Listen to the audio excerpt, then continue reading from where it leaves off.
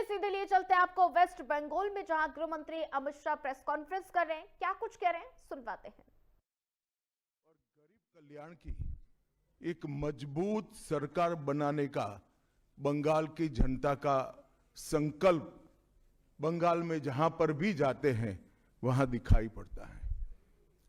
तृणमूल कांग्रेस के 15 साल के शासन में भय, भ्रष्टाचार और कुशासन और विशेषकर घुसपैठ से बंगाल की जनता चिंतित भी है, भयभीत भी है और आशंकित भी है।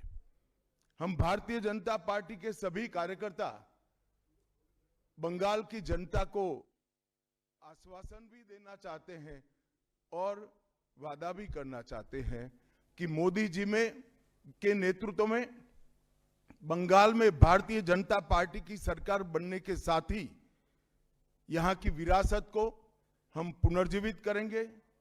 विकास की गंगा फिर से बड़ी तेज गति से बहेगी और गरीब कल्याण, जो बंगाल का आज बहुत महत्वपूर्ण मुद्दा बना है, देश भर में जहां जहां एनडीए सरकारें हैं, भाजपा सरकारें हैं, हमने गरीब कल्याण को प्राथमिकता दी है। यहां पर भी गरीब कल्याण को प्राथमिकता दी जाएगी और इस सब के साथ साथ एक ऐसी मजबूत राष्ट्रीय ग्रिड बनाएंगे जो बंगाल से घुसपैठ को समाप्त कर देंगी। इंसान छोड़ दीजिए, परिंदा भी पैर नहीं मार पाए, इस प्रकार की एक मजबूत ग्रिड की रचना हम करेंगे और न केवल घुसपैठ रोकेंगे, सारे घुसपैठियों को चुन चुन कर भारत के बाहर निकालने का काम भी भारतीय जनता पार्टी की बंगाल सरकार करेगी। आज ममता बनर्जी के नेतृत्व में भ्रष्टाचार के कारण पूरे बंगाल का विकास एक प्रकार से थम गया है। मोदी जी की सारी लाभकारी योजनाएं जो पूरे देश में गरीबी का उन्मूलन कर रही है, यहां पर टोल सिंडिकेट के भेंट चढ़ चुकी हैं और हर योजना डेड एंड पर पहुंच चुकी है।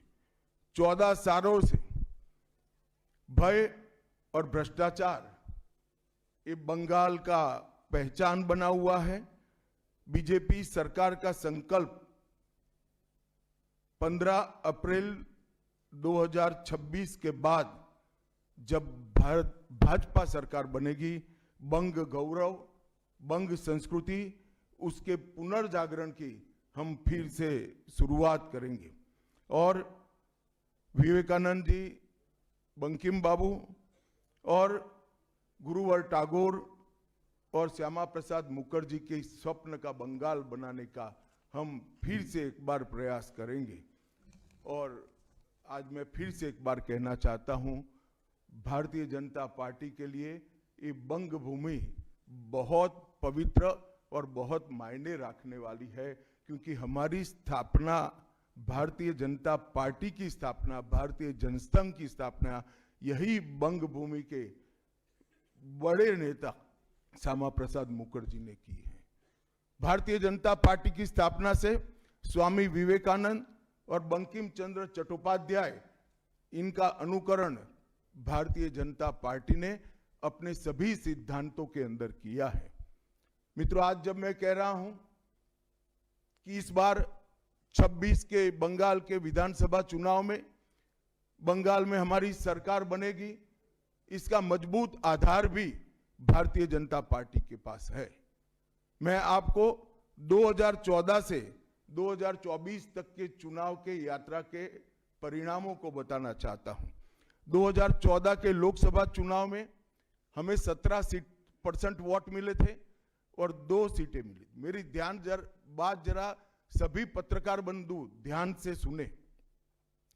2014 के चुनाव में हमें 17% वोट और 2 सीट मिले थे। 2016 के विधानसभा चुनाव में हमें 10% वोट मिले और विधानसभा की केवल 3 सीटें मिली थी। फिर 14 से 19 के बाद 19 के लोकसभा चुनाव में हमें 41%, 41% वोट मिले और 18 सीटें मिली। और 21 के विधानसभा चुनाव में हमें 38 वोट मिले और 77 सीटें मिली। ये बहुत बड़ा अंतर है। जिस पार्टी को केवल 3 सीट मिले थे, वो पार्टी 5 साल के ही अंतराल में 77 सीट प्राप्त करी। और इसका नतीजा देखिए, कांग्रेस जिसकी एक प्रकार से स्थापना ही बंगाल से शुरू हुई, वो कांग्रेस पार्टी बिग जीरो पर पहुंच गई। और 34 साल तक शासन करने वाला कम्युनिस्ट गठबंधन भी एक भी सीट प्राप्त नहीं कर पाया और हमने मुख्य विपक्ष का स्थान प्राप्त किया। आज शुभेंदु जी मेरे साथ यहां पर बैठे हैं, वो हमारे प्रतिपक्ष के नेता हैं। 24 के चुनाव में भी हमने 39% वोट प्राप्त किया, 12% सीट प्राप्त की, 12 सीटें प्राप्त की। और 26 में हम निश्चित रूप से प्रचंड बहुमत के साथ भारतीय जनता पार्टी की सरकार बनाने वाले हैं। मित्रों, ये 24 से अब तक का समय भारतीय जनता पार्टी के लिए बहुत शुभंकर सिद्ध हुआ है। 24 में लगातार तीसरी बार नरेंद्र मोदी जी इस देश के प्रधानमंत्री बने। उसके बाद महाराष्ट्र में, हरियाणा में, दिल्ली में और अब बिहार में भारतीय जनता पार्टी की सरकारें बनी हैं। 24 के चुनाव में उड़ीसा और आंध्र प्रदेश में भी पूर्ण बहुमत की भाजपा की और एनडीए की सरकार बनी है। मुझे पूरा भरोसा है कि 2026 में बंगाल में 2/3 बहुमत के साथ भारतीय जनता पार्टी की सरकार बनेगी। ये बंगाल की जनता तय कर बैठी है। मित्रों, जहां पर भी बंगाल में जाते हैं, पूरे बंगाल की जनता घुसपैठियों से त्रस्त है। क्या कोई राज्य सरकार ऐसी हो सकती है जो घुसपैठियों की पनाहगाह अपने राज्य को बना दे? राष्ट्रीय सुरक्षा पर कितना बड़ा खतरा है, इसका जवाब बंगाल की मुख्यमंत्री ने बंगाल के चुनाव में दे। घुसपैठ रोकने के लिए उनके पास क्या योजना है? आर्टिकल 370 हटता है, वो विरोध करती है। सीएए लाकर बंगाल के शरणार्थियों को नागरिकता देने का हम कार्यक्रम करते हैं, वो विरोध करती हैं। और वो ठीकरा फोड़ते हैं कि बीएसएफ है, वो रोक नहीं रही है। ममता जी, मैं आज आपको इस सार्वजनिक प्रेस वार्ता में पूछना चाहता हूं कि कौन सी सरकार है बांग्लादेश की पूरी सीमा पर जो वाड़बंदी करने के लिए, बॉर्डर पर फेंसिंग करने के लिए जमीन नहीं देती है? अगर आप जवाब न दे पाए तो मैं ही देता हूं। आपकी ही सरकार है जो जमीन नहीं देती है, जिसके कारण फेंसिंग का काम समाप्त नहीं होता है। फिर भी भौगोलिक रूप से कठिन सीमा पर से कोई घुस कर आता है तो कहां जाता है? सबसे पहले बंगाल के गांव में जाता है। आपका पटवारी क्या कर रहा है? आपका थाना क्या कर रहा है? क्यों इसको अरेस्ट नहीं किया जाता? क्यों उस पर केस दर्ज नहीं होता? क्यों इसको वापस भेजा नहीं जाता? जवाब है क्या आपके पास? क्या बंगाल की मुख्यमंत्री जवाब दे सकती है कि असम में घुसपैठ क्यों बंद हो गई? त्रिपुरा में घुसपैठ क्यों बंद हो गई? गुजरात और राजस्थान की बॉर्डर पर घुसपैठ क्यों नहीं होती है? पंजाब की बॉर्डर पर घुसपैठ क्यों नहीं होती है? कश्मीर की बॉर्डर पर घुसपैठ क्यों नहीं होती है? सिर्फ बंगाल में क्यों होती है? क्योंकि आपकी निगहबानी में घुसपैठ कराई जाती है और बंगाल को धीरे धीरे डेमोग्राफी चेंज कर आपकी वोट बैंक को पुख्ता करनी चाहती है। मगर ये लंबा नहीं चलेगा। बंगाल की जनता अब जान गई है और इसके खिलाफ लामबंद भी हो रही है। और मुझे मालूम है अगला चुनाव घुसपैठियों को निकालने के मुद्दे पर और घुसपैठ रोकने के मुद्दे पर लड़े जाने वाला है, क्योंकि न केवल ये बंगाल का अब मामला रहा है।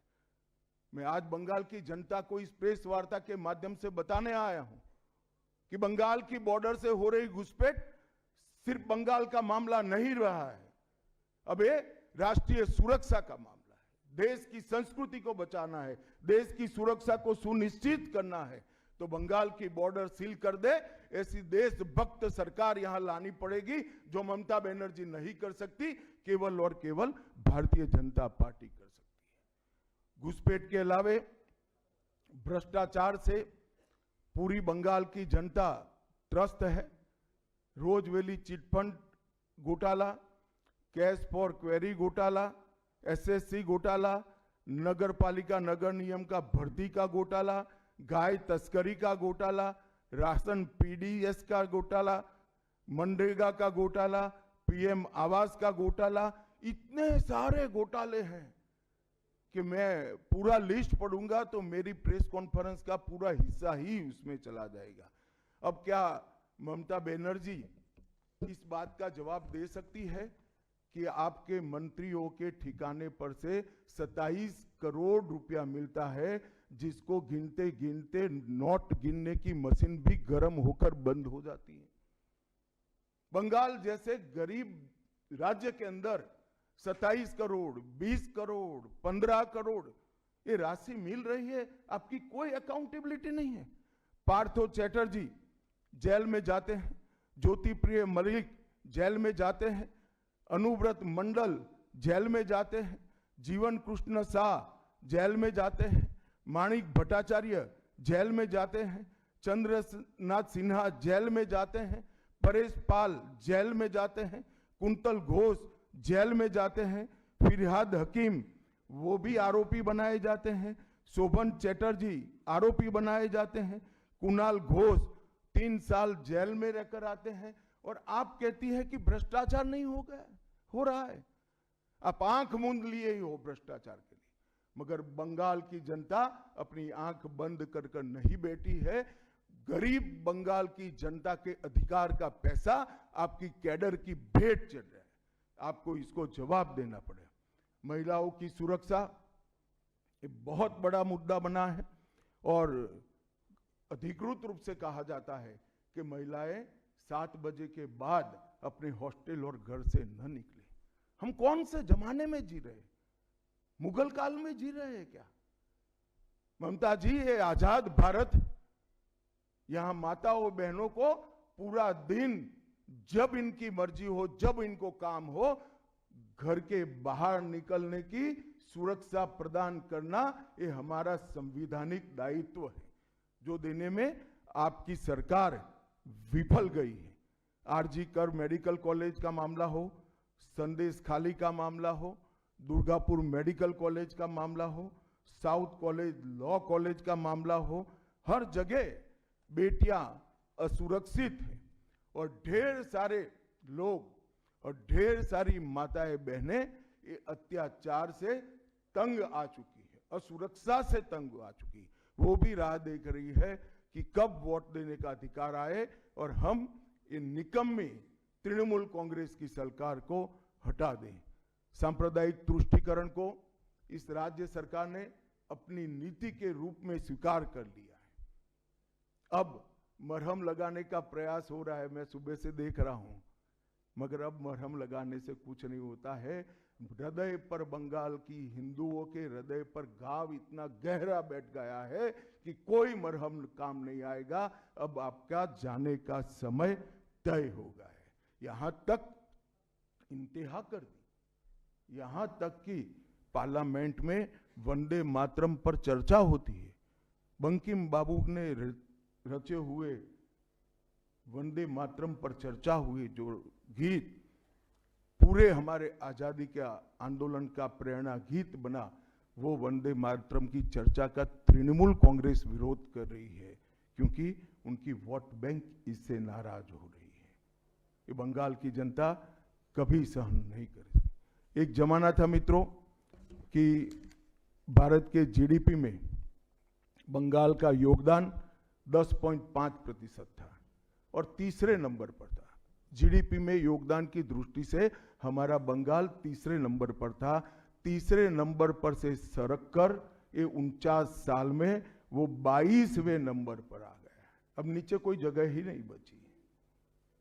बंगाल का इतना आर्थिक पतन कभी नहीं हुआ है। कि कम्युनिस्टों के शासन के पहले, तृणमूल के शासन के पहले प्रति व्यक्ति बंगाल की आय राष्ट्रीय औसत से 127% ज्यादा थी। 127%। देश में नागरिक 100 रुपया कमाता था तो बंगाल में 127 रुपया कमाता था। आज देश का नागरिक 100 रुपया कमाता है तो बंगाल का नागरिक 73 रुपया कमाता है। ममता जी, आपको इसको जवाब देना पड़ेगा। हर प्रकार के उद्योग की शुरुआत एक जमाने में इस सुजलाम सुफलाम भूमि से हुआ था और इसी के आधार पर सोनार बांग्ला की परिकल्पना की जाती थी। वो बंगाल में आज भ्रष्टाचार, घुसपैठ और टोलबाजी के कारण सारी इंडस्ट्री वापिस जा रही है। केंद्र सरकार की योजनाएं लागू करने में उनको अपनी वोट बैंक गंवाने का डर है। पीएम किसान देरी से लागू किया, बंगाल के किसानों का 10,000 करोड़ रुपया चला गया। आयुष्मान भारत आज तक लागू नहीं किया और बहुत आयुष्मान भारत से बहुत एक प्रकार से कमियां वाली स्वास्थ्य साथी की स्कीम लागू की है। मुझे बताइए, कोई बंगाल का नागरिक भारत में कहीं जाता है और बीमार पड़ गया, स्वास्थ्य साथी स्कीम उसको बाहर के अस्पताल में इलाज करवा पाएगी क्या? नहीं करवा पाएगी। क्या गुनाह किया है बंगाल के गरीबों ने? देश भर के गरीबों को 5 लाख तक की पूरे स्वास्थ्य की गारंटी मिल रही है। अरे कई राज्यों ने किया कि केंद्र 5 लाख दे रहा है, उन्होंने और 5 लाख जोड़ दिए। आप केंद्र के 5 लाख इसलिए स्वीकार नहीं करना चाहते हो कि नरेंद्र मोदी से आपको डर है। डर तो ठीक ही है क्योंकि मोदी जी की लोकप्रियता बंगाल में दिन प्रतिदिन बढ़ती है, मगर इसके कारण गरीबों का आप नुकसान कर रही हो। वो बंगाल के गरीब जरूर। हिंसा और प्रतिशोध की राजनीति, पूरा देश ऐसी आशा करता था कि यहां से कम्युनिस्ट जाने के बाद हिंसा और प्रतिशोध की राजनीति समाप्त हो जाएगी, मगर हुआ उल्टा। इन्होंने तो कम्युनिस्टों को भी अच्छा कहला दिया। मित्रों, अब तक 300 से अधिक भारतीय जनता पार्टी के कार्यकर्ता मारे गए हैं। 21 के चुनाव के बाद लगभग 3000 कार्यकर्ता विस्थापित बनकर आज भी अपने गांव में नहीं लौटे। उनको दबाव बनाया जाता है कि आप तृणमूल का झंडा उठाओ तभी गांवों को रहने देंगे। क्या ये स्वस्थ लोकतंत्र की निशानी है? कोई व्यक्ति अपने किसी राजनीतिक दल में काम करना है, वो स्वतंत्र रूप से तय नहीं कर पाएगा। वो ममता जी मुख्यमंत्री की चैम्बर से तय करेगी क्या? ममता जी, जितना भी प्रताड़ना करना हो करो, बंगाल की जनता अब तय कर कर बैठी है। इन्होंने भाजपा के कार्यकर्ताओं को हर तरह से प्रताड़ित किया, यहां तक कि महिलाओं पर बलात्कार भी किए गए। मैं अपना रिपोर्ट नहीं दे रहा हूं, नेशनल ह्यूमन राइट कमीशन का रिपोर्ट है। इसका भी जवाब ममता जी को देना पड़ेगा। ममता जी ने सारी संवैधानिक औचित्य को समाप्त कर दिया। किसी भी राज्य में प्रधानमंत्री जाते हैं तो वो देश के प्रधानमंत्री होते हैं। कई राज्यों में हमारी सरकार नहीं, कहीं ऐसा व्यवहार नहीं होता। वंदे भारत ट्रेन देने प्रधानमंत्री आते हैं, ममता जी स्टेज पर नहीं जाती हैं। कई प्रकार के भारत सरकार के सुप्रीम कोर्ट के आदेश से बने हुए, मेरी बात ध्यान से सुनिएगा, सुप्रीम कोर्ट के आदेश से बने हुए भारत सरकार के डीओपीटी के रूल्स ये तोड़ देती है, मरोड़ देती है। डीजीपी और मुख्य सचिवों की अपॉइंटमेंट में मनमानी करती है। रिटायर्ड होने के बाद सलाहकार बनाकर प्रॉक्सी डीजीपी और प्रॉक्सी सीएस बैठाने का काम करती है। ये 34 साल कम्युनिस्टों का शासन और 15 साल टीएमसी का शासन, ये केंद्र विरोधी मानसिकता बंगाल की जनता में खड़ा कर हमारी संविधान की स्पिरिट थी, उस स्पिरिट का कंप्लीट इन्होंने अनादर करने का काम किया है। ममता बनर्जी के शासन में सिंडिकेट, तोलबाजी, कट मनी, न केवल वो सिस्टम को बढ़ावा दिया है, यहाँ कमाई करने का अधिकार एक ही व्यक्ति को है, भाइपों को है, और किसी को कमाई करने का अधिकार नहीं है, सब में हिस्सेदारी देनी पड़ती है। बंगाल एक जमाने में सब बात में सबसे पहले था। सबसे पहला मोटर कारखाना पश्चिम बंगाल में लगा, सबसे पहला पावर प्लांट 1887 में बंगाल में लगा, सबसे पहली कोयलरी बंगाल में आई, सबसे पहला स्टील प्लांट बंगाल में लगा, देश की सबसे पहली हाई राइज बिल्डिंग बंगाल में बनी, देश के सबसे पहली जूट मिल बंगाल में बनी, देश की पहली मेट्रो ट्रेन बंगाल में आई, एक ही शहर में 2 पोर्ट एक ही जगह है बंगाल में है, और देश की सबसे पहली आधुनिक यूनिवर्सिटी कलकत्ता यूनिवर्सिटी भी बंगाल में बनी, और विश्व प्रसिद्ध विश्व भारती यूनिवर्सिटी भी जिसने भारतीय शिक्षा के कंसेप्ट को जमीन पर उतारा वो भी बंगाल में बनी। मगर ममता जी आप गौरव मत करिएगा, इसमें से कुछ आपके समय में नहीं हुआ है। ये जो करने वाले थे उनके पूरे रिदम को, इनकी लय को, बंगाल की विकास की गति को तोड़ने का आप काम करें। बंगाल आज इंडस्ट्रियल रूप से कंप्लीटली बर्बाद हो चुका है, और ये आपके शासन में ही हुआ है। आधा अधूरा तो कम्युनिस्ट बेचारे कर गए थे, आपने तो पूरा ही समाप्त कर दिया। सिंडिकेट राज, तालेबाजी, शत्रुतापूर्ण माहौल, इसके कारण 2011 से 25 के बीच में 7000 से ज्यादा कंपनियां बंगाल छोड़कर बंगाल के बाहर चली गई। और मित्रों, ये बहुत बड़ा सेटबैक बंगाल के आर्थिक विकास के लिए है। मित्रों, बंगाल स्वामी विवेकानंद, बंकिम चंद्र चट्टोपाध्याय, शरद चट्टोपाध्याय, महर्षि अरविंद, ईश्वर चंद्र विद्यासागर और कवि गुरु टैगोर जैसे महापुरुषों की धरती है।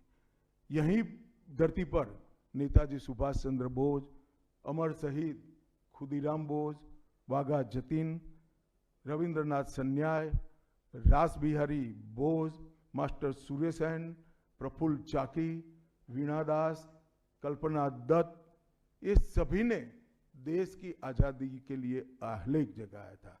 यहीं पर कई सारे फिल्मकार मिले, संगीतकार मिले, चित्रकार मिले। इस भूमि ने कई सारे दुनिया को प्रभावित करने वाले संत भी दिए। वो बंगाल आज ऐसे कगार पर पहुंच गया है कि अगर एक घुसपैठ की बयार रोकी नहीं गई तो बंगाल का अस्तित्व भी खतरे में है, ऐसा स्पष्ट रूप से समाज जीवन को जानने वाले सभी लोग मानते हैं। और अंत में मैं बंगाल की जनता को फिर से एक बार कहना चाहता हूं कि बंगाल के अस्तित्व पर तो घुसपैठिया संकट है ही है, बंगाल की संस्कृति पर एक घुसपैठिया संकट है ही है, परंतु अब ये संकट केवल बंगाल तक सीमित नहीं रहा है, पूरे देश तक ये संकट आगे बढ़ गया है।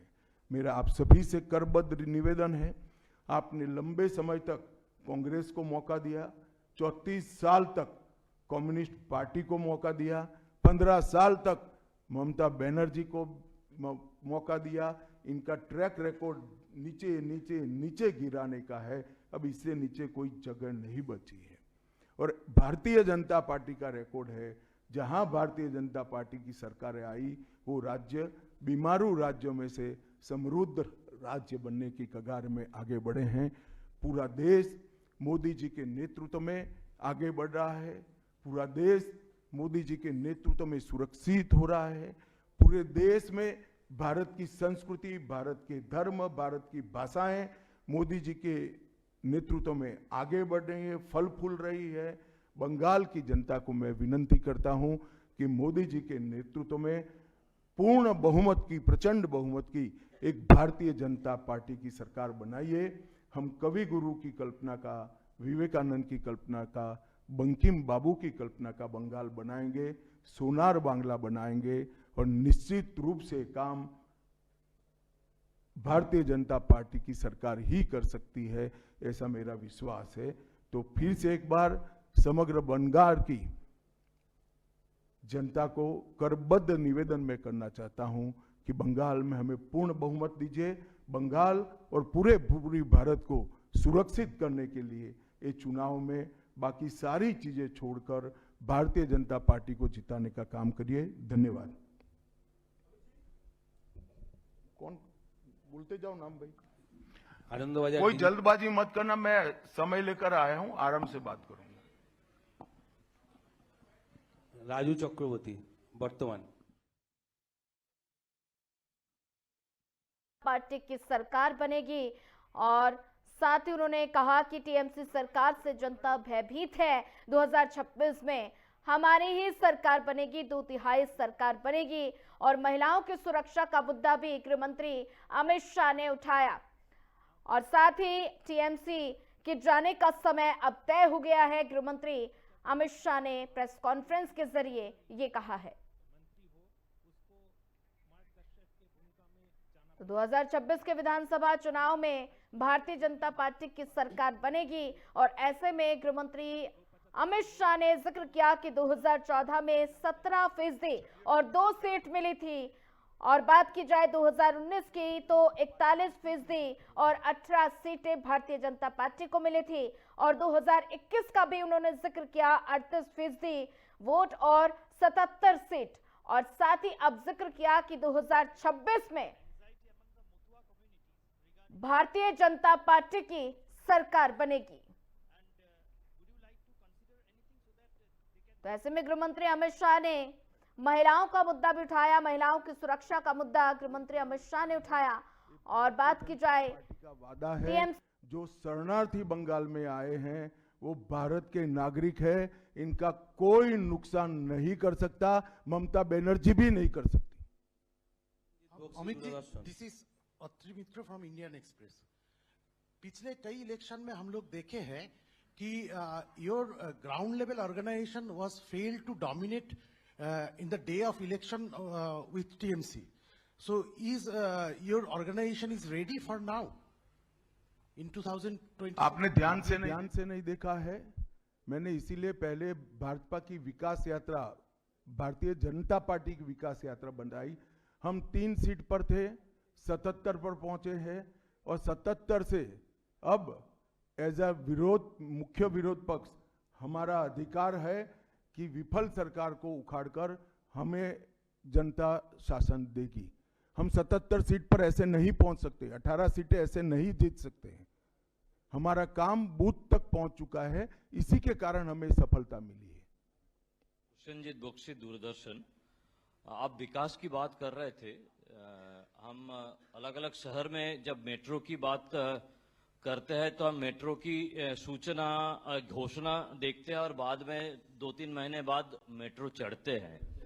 लेकिन कोलकाता में हम देखते हैं कि हम बचपन से मेट्रो का काम चलते रहते हैं और खास तौर से मैं जब ऑफिस जाता हूं देखता रहता हूं कि एक जगह है जहां पे मेट्रो का काम आधा अधूरा पिछले कई सालों से है और 2-3 बार हाईकोर्ट का इंटरवेंशन के बावजूद भी वो काम हो नहीं पा रहा है और इसीलिए कई सारे जो यात्री है काफी उसका दिक्कत हो रही है। तो ये जो यहाँ पे विकास का काम इस तरह से केंद्र और प्रदेश की खींचतानी में रुकावट देखते हैं, इसमें कैसे इसका इलाज किया जाता है?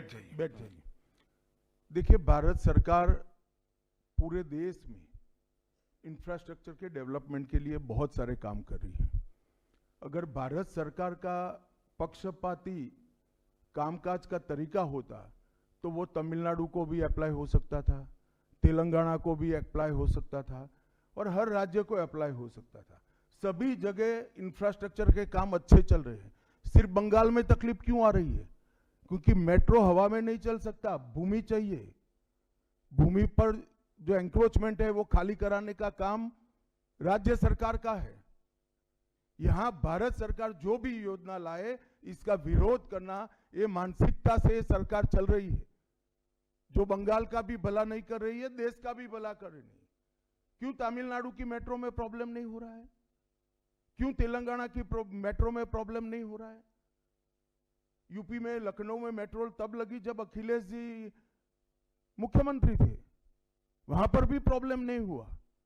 मेरा तो आपसे आग्रह है, इतने अभ्यासु पत्रकार हो, कुछ पत्रकारों का संघ बनाकर इसके डेप्थ में जाकर व्हाइट पेपर बाहर निकालो कि सारी योजनाएं क्यों अटक गई, तो आपको मूल कारण मालूम पड़ जाएगा। एबीपी।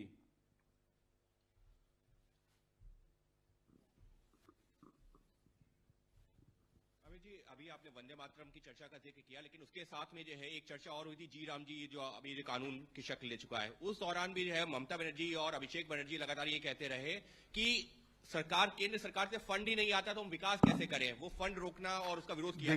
देखिए भाई, इनके विरोध को अब देश में कोई गंभीरता से नहीं ले रहा है। अगर कोई एक स्टेटमेंट भारत सरकार करेगी कि भारत देश कोई भी क्षेत्र में सबसे पहले आएगा, तो भी ये विरोध करेंगे। विरोध उनका स्वभाव हो चुका है। इनके विरोध को कोई गंभीरता से नहीं ले रहा है, ना जमीन पर इसका कोई विरोध का असर दिख रहा है। लोहिया, एनडीटीवी। गृहमंत्री जी नमस्कार।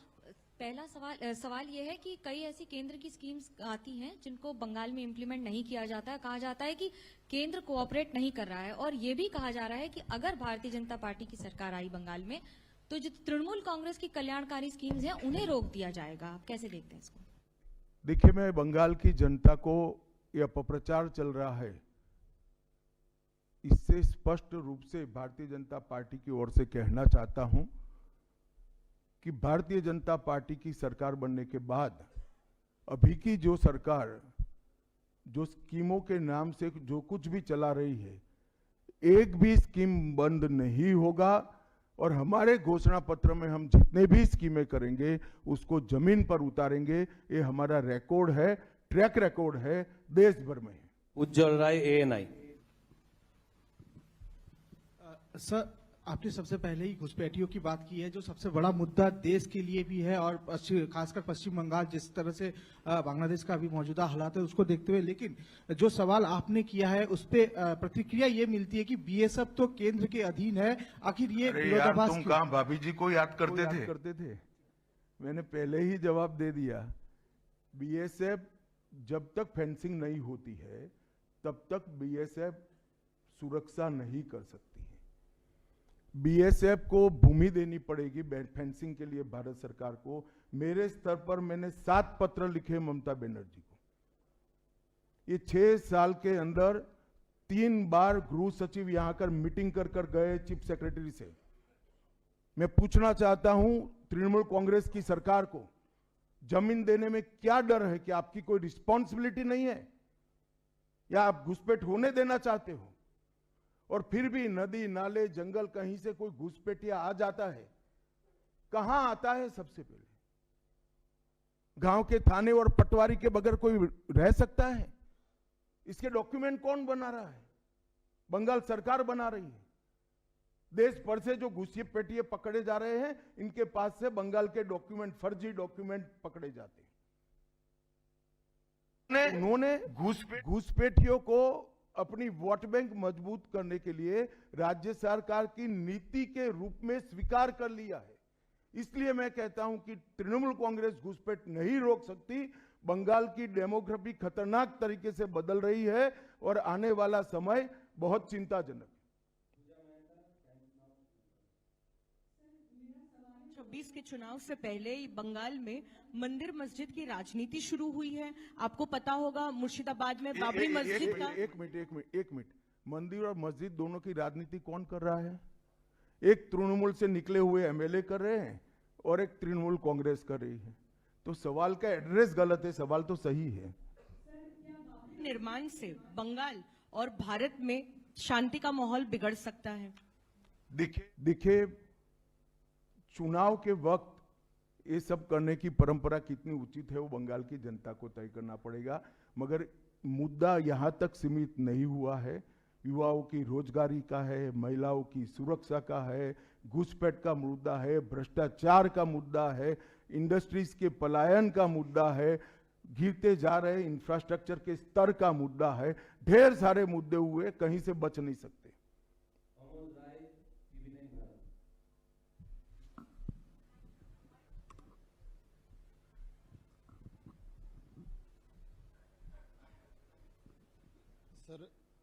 सर मेरा एक प्रश्न ये है कि आज ममता बनर्जी लगातार 2 दिनों से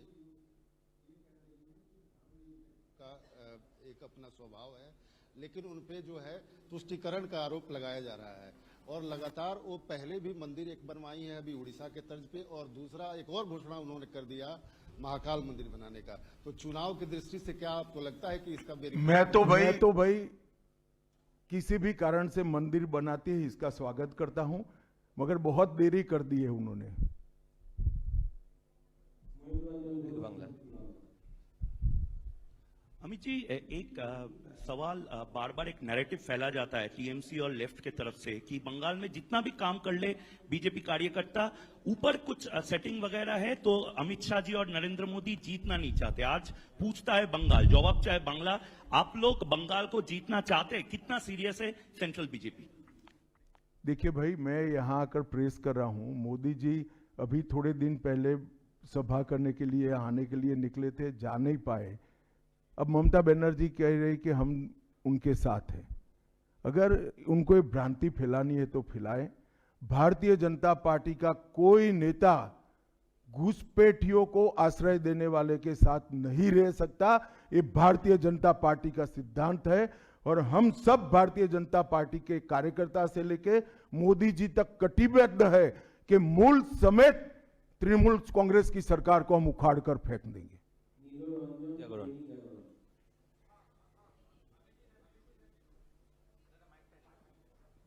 जी, मैं ये अभी आप कह रहे थे कि 3000 जो हैं भाजपा के कार्यकर्ता जो हैं घर छोड़कर भागना पड़ा उनको इलेक्शन के कारण, 300 कोई की हत्या भी हुई है। फ्री एंड फेयर इलेक्शन कैसे होगा अगर मतलब लोग जा ही नहीं पाएंगे बूथ पर? तो देखिए, ऐसी ही नीतियां अपनाई थी कम्युनिस्टों ने, मगर सत्ता परिवर्तन हुआ या नहीं हुआ। ऐसी ही नीतियां अपनाई थी उत्तर प्रदेश में समाजवादी पार्टी ने, सत्ता परिवर्तन हुआ या नहीं हुआ। लोकतंत्र में जनता महान होती है और जनता जब तय कर सकती है, कर लेती है, किसी भी तानाशाह का कुछ नहीं चलता। CNN News 18. So there has been a huge attack by the Trinamool leaders that the election commission is BJP commission. That's what they say, and whatever deletion is taking place, that is at the behest of BJP. So how do you react to that, sir? देखिए, ममता जी के पास से और कोई अपेक्षा रख नहीं सकते। उनके खिलाफ जजमेंट आएगा तो जुडिशियरी बीजेपी की है, इलेक्शन कमीशन घुसपैठिया हटाएगा, SIR लाएगा तो इलेक्शन कमीशन बीजेपी का है। वो हारने के बाद शायद ऐसा कही कि मेरे कार्यकर्ता ही बीजेपी में चले गए।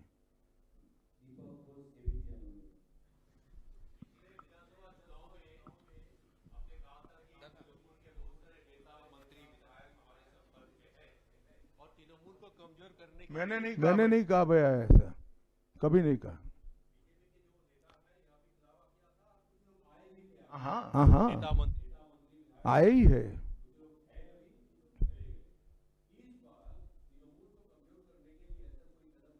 तृणमूल को अरे सुनिए ना, सुनिए, समझ गया मैं आपका सवाल। तृणमूल को कमजोर करने की भारतीय जनता पार्टी को कोई जरूरत इसलिए नहीं है कि तृणमूल अपने अव्यवस्थाओं के कारण, अपने कामों के कारण जनता के बीच में कमजोर हो चुकी है। बांग्ला। अमित जी नमस्ते। PMLA prevention of money laundering act, हम जानते हैं हमारा देश का काफी कड़ा एक आइन है, जिस आइन के दौरान अरविंद केजरीवाल जी तिहाड़ जेल चला गया, हेमंत सोरेन जेल चला गया। लेकिन यहाँ वेस्ट बंगाल में ईडी कलकत्ता हाईकोर्ट में रिपोर्ट दिया है, एक कंपनी है लीप्स एंड बाउंड्स जिसका 150 करोड़ रुपया सीज्ड हुआ है, लेकिन उसका मालिक अभी तक अरेस्ट नहीं हुआ। उसका नाम है अभिषेक बैनर्जी, MCMP, आप जानती है। इसीलिए सेटिंग्स वगैरह ये जो लोग प्रश्न कर रहे हैं, इसीलिए सेटिंग्स वगैरह ये हवा उठ रहे हैं, नैरेटिव उठ रहा है।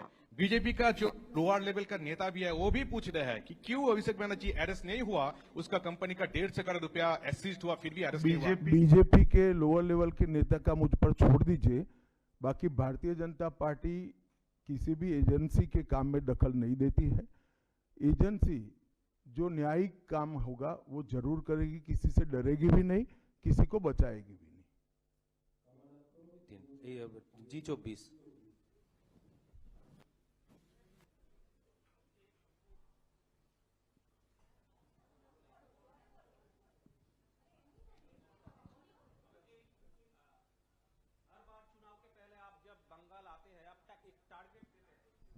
लीडर और सभी को।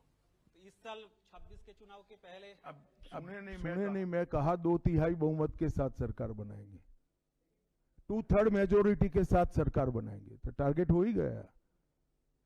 चलिए धन्यवाद। अब सवाल फैब्रिकेट हो रहे हैं।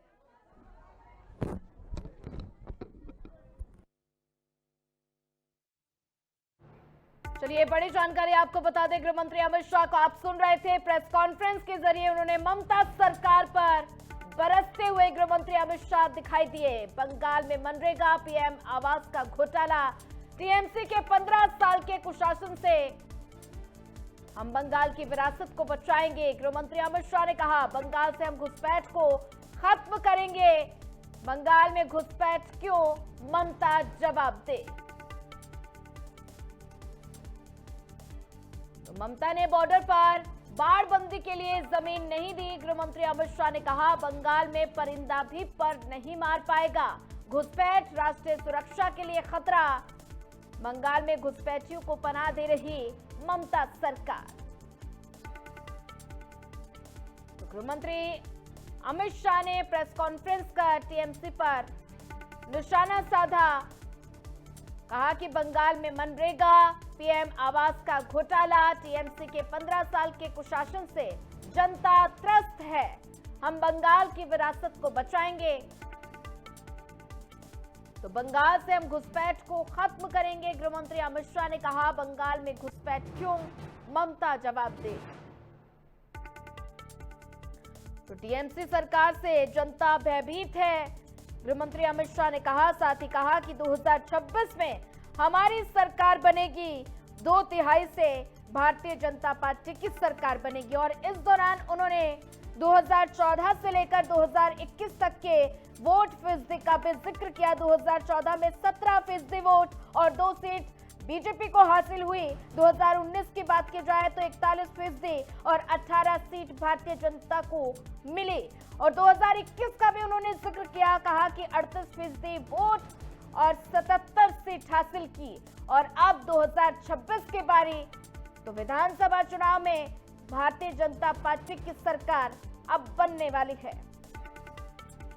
तो महिलाओं की सुरक्षा का मुद्दा भी गृह मंत्री अमित शाह ने उठाया है और साथ ही कहा कि टीएमसी के जाने का अब समय आ गया।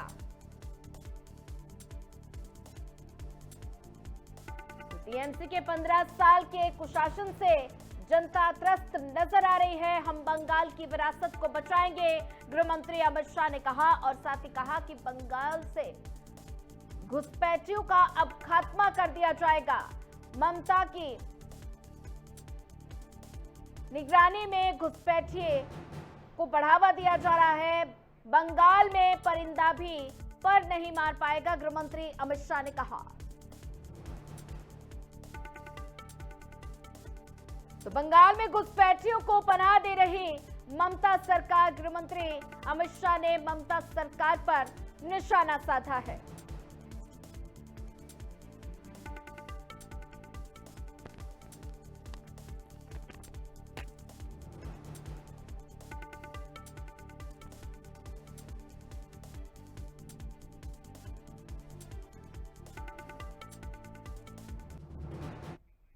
तो आप गृह मंत्री अमित शाह को सुन रहे थे। उन्होंने ममता सरकार पर जमकर निशाना साधा। साथ ही कहा कि ममता सरकार घुसपैठियों को पनाह दे रही है। चलिए फिलहाल इस बुलेटिन में इतना ही। ज्यादा खबरों के लिए बने रहिए हमारे साथ। नमस्कार।